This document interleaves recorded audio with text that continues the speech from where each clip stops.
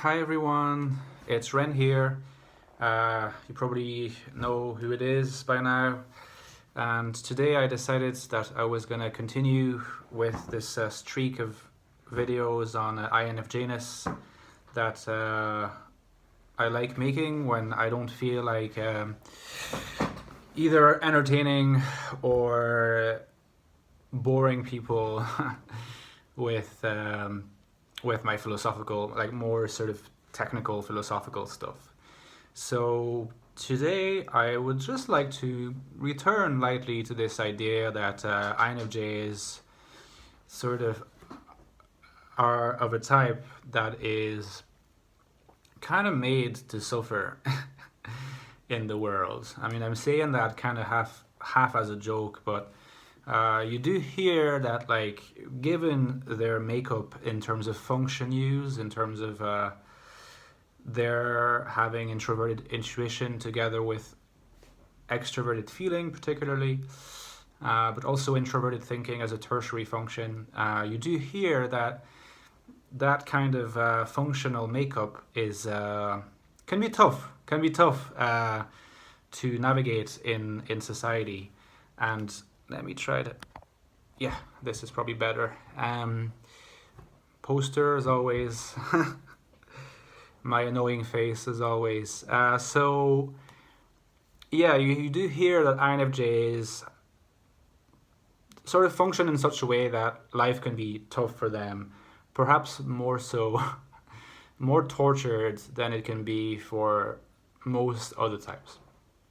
And just to summarize why that's the case, well, because fundamentally INFJs are introverts due to their dominant function being introverted intuition, which is a function with which is associated, very rich inner world, which is very intuitive, centered toward itself, at home with itself, kind of spiritual,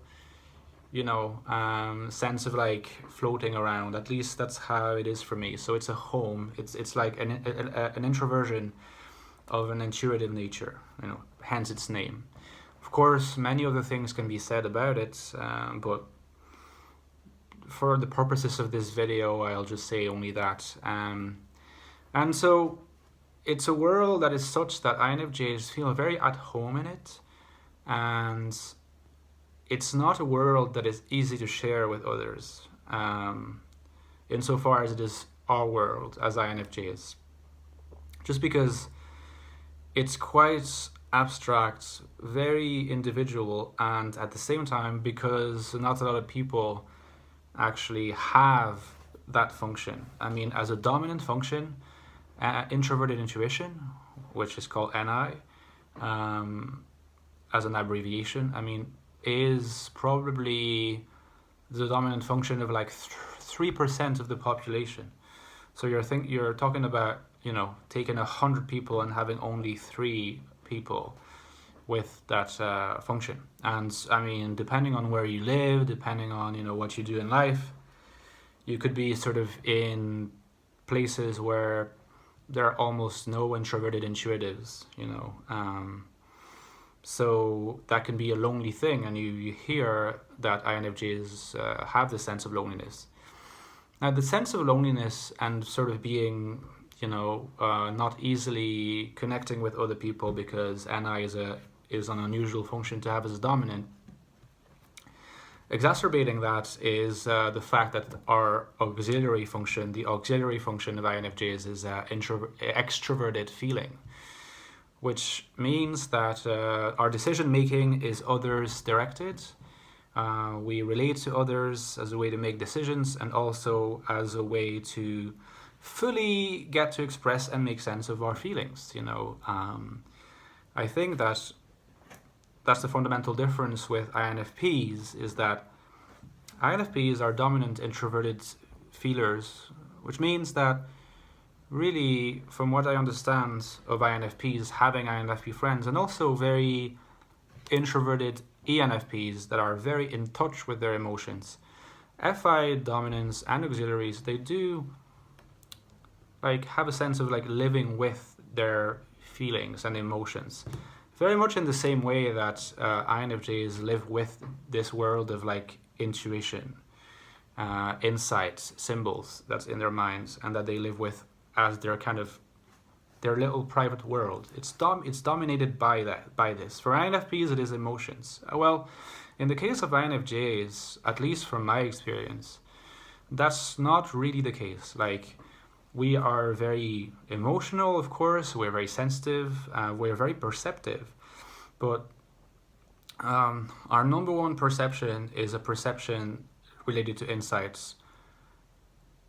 They can be insights about psychology, but insights rather than emotions per se. And our emotions and our feeling is extroverted towards the outer worlds, including mostly other people, which means that we can be very, very good at like sort of seeing what people feel. Introverted intuition helps for that.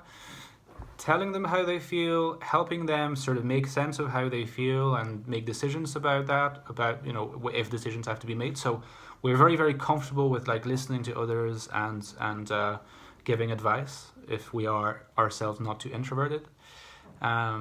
It's harder for us to like sort of spend time introverted purely on our emotions. I think that INFPs are better than that. And for us to do that as INFJs, we sort of need the company of others in some sense, quite often at the end of the day. Like, we do need to be with others. We cannot just spend like 2-3 weeks just being completely on our own. You might say, well, nobody needs that. It's true, but let's say that for INFJs, there's a constant tug of war between this like feeling that's extroverted and that needs to connect with others in order to make sense of its emotions and feelings, and in order to sort of like be a coherent self as a whole. And at the same time, the dominant introverted intuition, which is very much like personal, individual, almost protective of its own little world. And the thing is, you really have those two functions at war sometimes. Sometimes they're great together, of course. In a Dostoevsky, in writing, you see like the uncanny psychological insight he has into human motivations. And that's like an extroverted feeling with introverted intuition just working beautifully. For any INFJ that discusses with people and that is comfortable to sort of give advice or give insights, that works together very well. But in practice, an INFJ lives within introverted intuition, and at the same time has that like more than just superficial yearning for connecting with others in social settings. Usually one-to-one settings or like small group settings are easier because we're introverts, and so having like a lot of people around can be overwhelming after a while. Better be limited in time, but we do have that need, and at the same time we do need to keep to ourselves to a large extent to spend time inside, so to speak, our world of introverted intuition, which is where we have our markers, where we have our landmarks, where we sort of can make sense of what happens during the day, and we're like, okay, so that happens, this is what I can sort of draw from that. That happens like at a very sort of individual personal level, and that is kind of where we go back to. But very quickly, we also get the sense that we need to connect with others in some sense. I think, these days with the internet, we can sort of get to feel that way via virtual mediums like forums and text messages, calls with people that allow us to still have a relative sense of like living inside our NI while still using a FE, extroverted feeling. But there are issues with the idea of like doing only that in life as well, of course, because then you can fall into looping, but I'm not going to go into that today.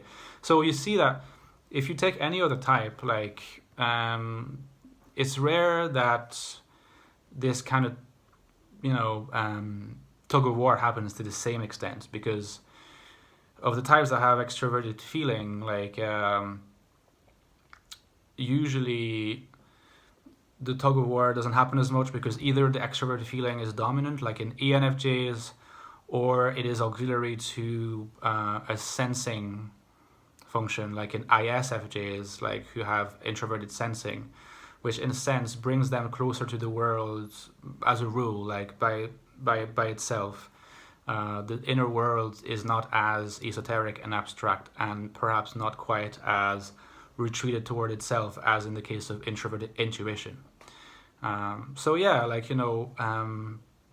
that's very hard for INFJs, but I think that the healthiest possible way is to just strive for a middle ground. And when friends and people are sort of expecting an INFJ to be super available all the time, because when they're using their extroverted feeling, they can almost seem like extroverts and they seem to be really having a fun time. To not confuse people who might be disappointed that like the INFJ person suddenly needs to go back, and people don't understand why, because the INFJ seem to be so comfortable. They don't see that the social health bar is nearly empty. I found that the best way to like make that work out, to not create expectation in people that will not be met because of how we are, and people cannot really understand that by themselves, because like INFJs can be like any other type, are really complex, and people who are not of that type, people who do not have an I as dominant, might not get that. The best way is to tell them. Not to tell them, oh, I'm an INFJ, I am an extrovert, I'm an intuitive introvert as dominant. But to tell them socially, okay, this is how I function, I burn out easily, so do not expect me to always be available for gatherings, but whenever I'm ready for it, I'll make it, and I'll be enjoying it, and I'll be trying to make people feel good. And if you tell that to people, if you're super transparent about it, you will not create the impossible to meet expectation. And I think that as a result, people will know exactly what to expect. And it's possible to have very healthy friendships in that way, because people will treasure the friendship of an INFJ who's healthy because of what they can provide in terms of insight, in terms of care and feeling. But they will also know when to leave the INFJ be, because that's how they are. So I hope this was an interesting, useful kind of insight into INFJs and being social. And yeah, hit me up with any questions if you have any. And I hope to talk to you soon in the next video. See you guys.